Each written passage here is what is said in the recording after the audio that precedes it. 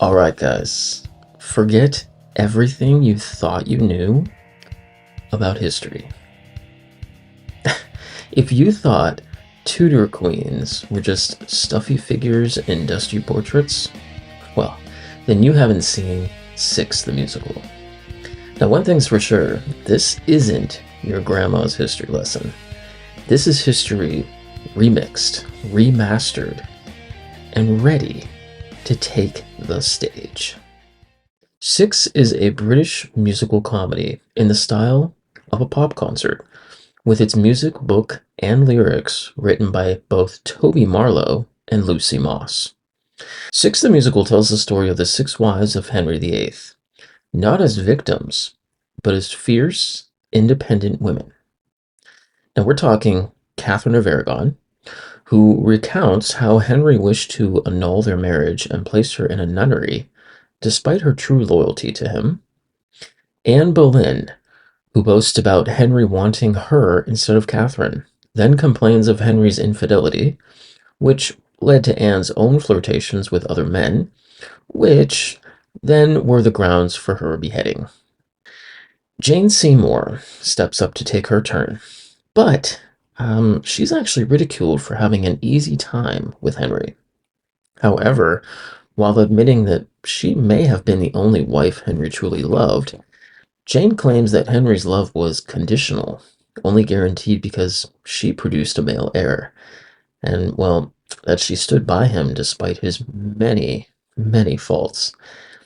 Anne of Cleves. Well, Henry chose this little bundle of joy as his fourth wife, but soon rejected her and annulled the marriage, claiming that she failed to represent or resemble her profile picture. She makes a show of complaining about living in a palace in Richmond with an enormous fortune, but no husband telling her what to do, but ends up bragging about her life instead. Catherine Howard claims that she's the least relevant Catherine, but in retaliation, she exposes flaws in the others' claims. Catherine recounts her romantic history, having had many suitors, even as a child, and at first relishes her attractiveness before later revealing the emotional trauma and sexual abuse she faced in each of these relationships. Well, I'd say she was the queen of melodrama. Well, she wishes she was the queen, but just didn't fit the material. And Catherine Parr, instead of simply complaining about her situation, she acknowledges her accomplishments independent of Henry. I mean, let's face it, Catherine was the surviving wife.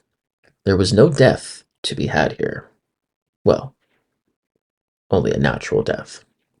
Now, instead of focusing on their tragic ends, Six puts these queens center stage with a modern twist. Think pop concert meets historical retelling. They're not just queens, they're pop stars fighting for their right to be heard.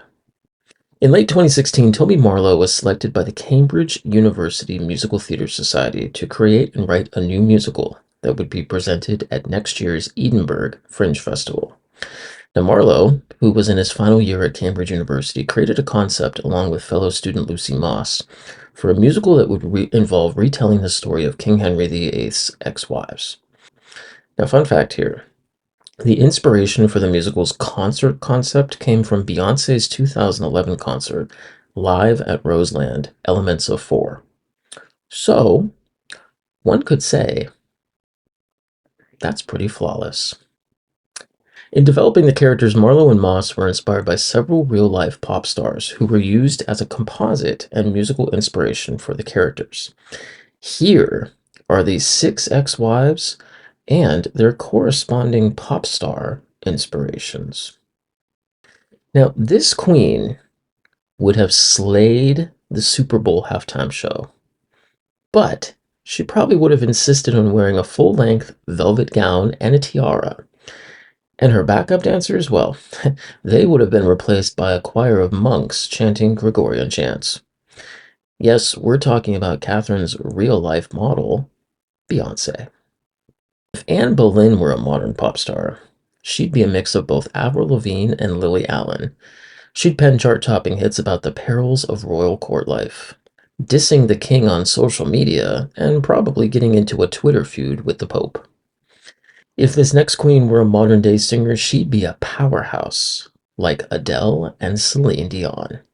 Imagine her belting out ballads about the trials of Tudor court life, with songs like Rolling in the Deep, about the heartbreak of Henry's previous marriages, and My Heart Will Go On, dedicated to the joy of finally giving birth to a male heir.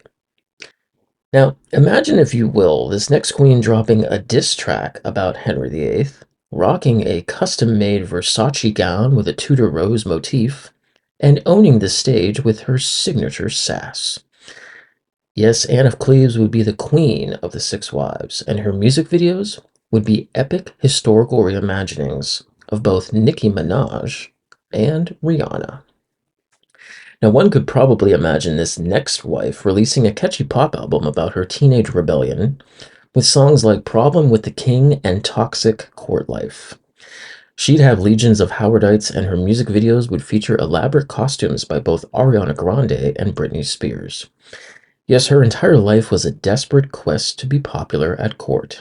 She craved the king's attention, she approved of the courtiers, and the coveted title of queen. It's like she was living out a real life version of Ariana Grande's popular, constantly seeking attention and trying to fit in with the it crowd, even if it meant compromising her own happiness.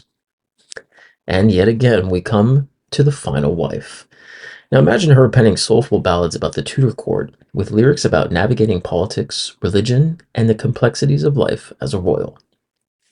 Her music videos would feature her and Alicia Keys playing the piano in a stunning Tudor palace. And her concerts, well, don't get me started. They would be filled with Emile Sand's powerful messages of both empowerment and social change. In all seriousness, though, these six women had a long and enduring legacy despite facing significant challenges. One could even say that they were trendsetters in their own time. Each at one point found love, even one going as far as achieving her ultimate goal of producing an heir. Each wife ultimately embraced their own individuality, especially at a time when they were young and vibrant individuals. And trust me, they captured the public's attention, probably in more ways than one. But one thing stands forever: these six women were ahead of their time. In July of 2017, the world premiere of Six took place at the Edinburgh Fringe Festival as a presentation by the Cambridge University Musical Theatre Society. The production's run was completely sold out and led to the musical being invited to return to the Edinburgh Fringe in 2018. Now, although the show did not win any major awards at the Fringe, it did receive positive reviews and expressions of commercial interest. Well, by January 2019, the world of musical theater would forever be changed, as Six would make its official debut at West End's Arts Theatre, starring Welsh Greek theater actress Christina Monasteau, Olivier Award nominee Natalie Paris, Bermudian triple threat actress, singer, and dancer Miss Genesis Linnea, British musical theater actress Amy Atkinson, and Scottish stage and television actress Izuka Hoyle. By March 2020, all performances, as we know, were suspended due to COVID-19. However, the production would reopen in May of 2021 at West End's Lyric Theatre, where it would play until its transfer to the Vaudeville Theatre in September of that same year. Now, in a review of the Arts Theatre production, Dominic Cavendish of The Telegraph called the show gloriously, persuasively coherent, confident, and inventive. Lynn Gardner of The Guardian wrote, "It may be cloaked in silliness, but Six makes some serious points about female victimhood and survival." Well, folks, on a cold day in February of 2020, Broadway's Brooks Atkinson Theater would open its doors to Broadway audiences. However, COVID-19 had other plans and essentially turned New York City into its own heart of stone. However, in October of 2021, Six would make its return back to Broadway, and according to Variety, its opening night was a celebration for Broadway theater. The cast starred musical theater actress Adriana Hicks, Canadian actress Andrea Mocassette, musical theater actress Samantha Pauly, and Delaware's own musical theater actress Anna Uzeli. The reviews for the 2021 Broadway production were positive, Green's New York Times review of the Broadway production labeled it a critic's pick, calling it a rollicking, reverberant blast from the past. Now, whether you're a history buff, a pop music fan, or you're just looking for a great night out, Six has something for everyone. Don't miss your chance to experience this revolutionary musical. Go find your tickets, grab your friends, and prepare to be queened. Alright guys, who stole my crown?